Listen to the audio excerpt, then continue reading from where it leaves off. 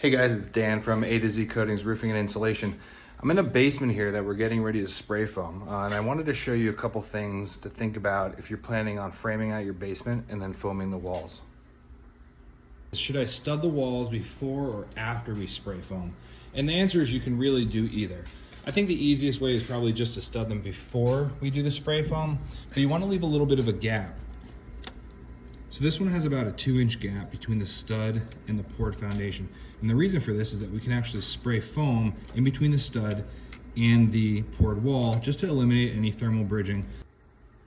Now the lighting is not great in this basement, but I still want to show you this because it's important. A lot of times what we find is that people will actually put up a wall and they'll put it up against the poured foundation and they'll block off the top plate.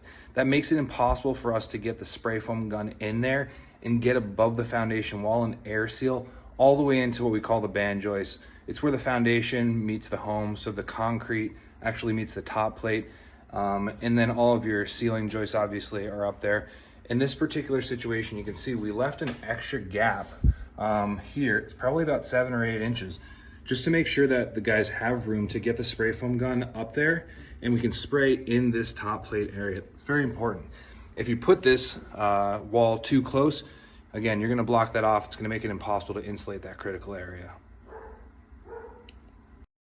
Two last things. You'll see that there's no electrical done in these studded walls, and that's fine. We can do that later. There's going to be plenty of space to put the electrical wires in after the spray foam is sprayed because of the gaps that we have. We're also putting 2 inches of closed cell foam in this basement, so no need to worry about lack of room to put those wires in.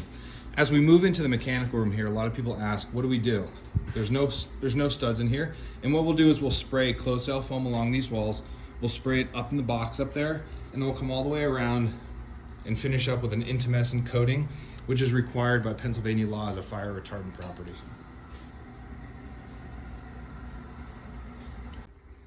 If you're thinking about finishing your basement, feel free to give us a call. We'd be happy to stop over, give you a free estimate, and talk about the different insulation options that you have. I'll put the text number and the cell phone number below. Give us a call. Again, I'm Dan from A to Z Coatings Roofing and Insulation.